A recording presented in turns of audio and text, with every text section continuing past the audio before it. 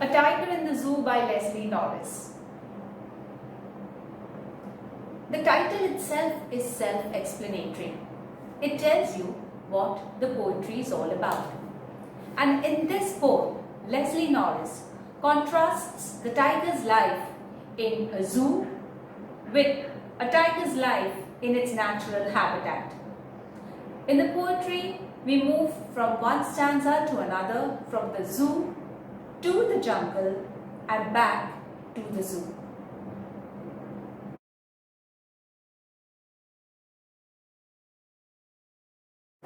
The poet reflects upon the tiger's feelings in the zoo and his royal and majestic gait in the forest. His pitiable condition or plight in the zoo versus his free life in the jungle.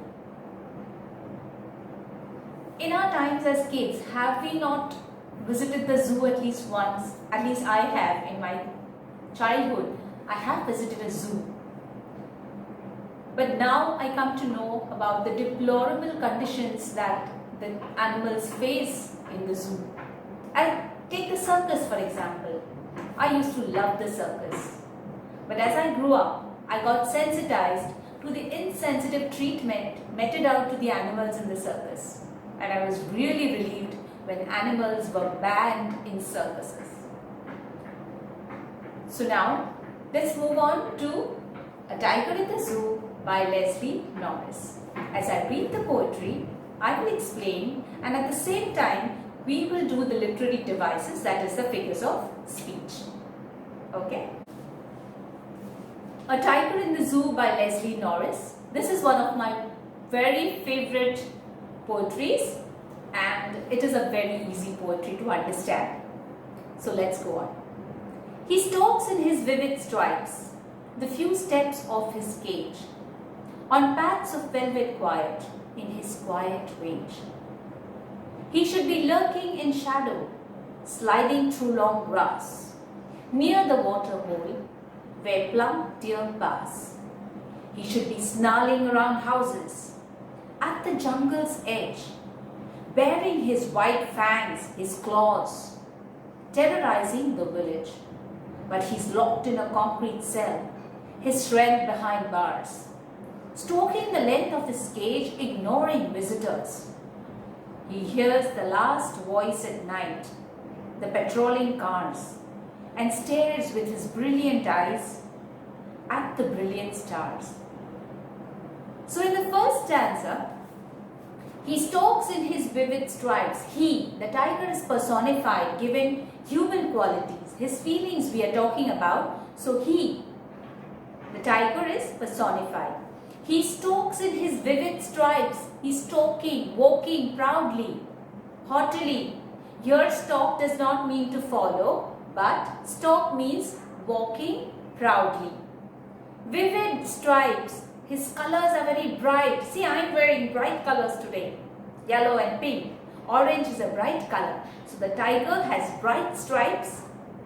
The few steps of his cage. The few steps itself tells you that the cage is very small.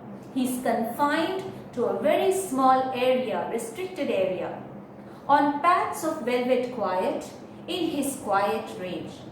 So his paws or his paws are very soft like velvet, quiet. He makes no sound in his quiet rage. Rage is anger. He is extremely angry, but he has suppressed and controlled his anger. So quiet. Now what should the tiger be doing? The second stanza. We move to the forest where the tiger is free.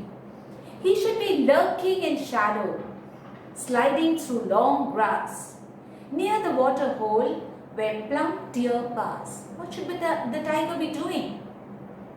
He should be lurking, hiding in the shadows, sliding, moving quietly and swiftly through the long grass, near the water hole. The water hole is where a stream or a river or a small pond where the animals come to drink water, where plump deer pass. So he can ambush or attack the plump deer which pass over there. He should be snarling around houses at the jungle's edge. So where? What should be he doing? He should be roaring, snarling, making loud sounds, angry sounds near the houses at the jungle's edge, border. Baring his white fangs, his claws, showing his teeth, his canine teeth, sharp teeth, his claws, terrorizing, scaring away the villagers. But he's locked in a concrete cell. His strength behind bars. Where is he? He is in a concrete cell. Concrete is cement and gravel mixed. You have cell also means a prison. So he's locked in a concrete prison. All his strength is locked behind bars. Stroking the length of his cage.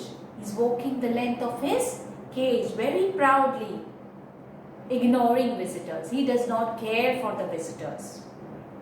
He hears the last voice at night, the patrolling cars. So he hears the last voices at night, the cars which are patrolling, keeping a watch in that area. And he stares with his brilliant eyes at the brilliant stars. He's looking up at the brilliant stars with his bright shining eyes. Probably he wants to be free. He longs to be free like the stars. The stars are free in the sky, and probably he is yearning or longing for his own freedom. Upset and sad, extremely angry in the zoo. So this is a tiger in the zoo. We now turn to the figures of speech in the poetry. In the first stanza, the third line, velvet, pads of velvet. Pads of velvet refers to his paws, the padded paws, which are soft like velvet, but it's a metaphor since like and as are not used. So it's compared but directly, so metaphor. Quiet and quiet in the third and fourth line of the first stanza are repeated. Quiet and quiet for emphasis, and so it is repetition. When words are repeated, repetition. In the second stanza, fourth line, plump deer pass. The p sound is repeated, alliteration. In the fourth stanza, the second line, behind bars. Behind bars, b sound is repeated, alliteration. In the fourth stanza, he hears, first line, fifth stanza, he hears, h, her sound, so alliteration. And then the last two lines, brilliant and brilliant is repeated, so it is repetition. Before I end with this tutorial, let me read out some quotes.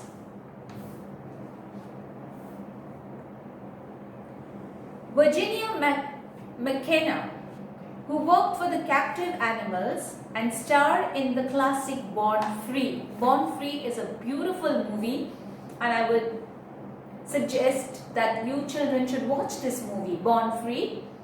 And she says, wild animals belong to the wild, not imprisoned in zoos. Freedom is precious, and wild animals suffer physically and mentally from the lack of freedom captivity imposes. So when they are captive, they suffer not only physically but also mentally. One incident that I would like to tell you, reflect in 2007, which took place. Tatiana, a Siberian tiger, she escaped from the enclosure at the San Francisco Zoo, and she had to be shot to death because she killed one person and injured two others. So ultimately, both animals and humans pay the price when animals are kept in zoos.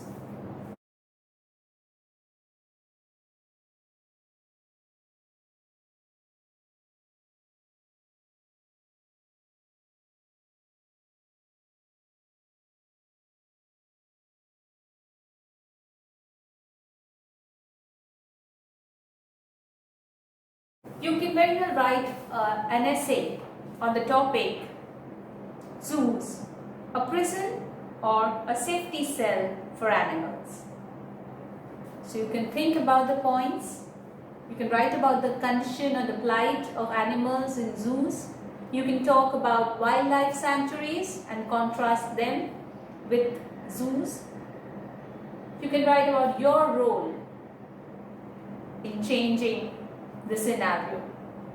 So with that, I end this tutorial here. In my next tutorial, I probably will do a grammar topic. Till then, bye. Happy learning.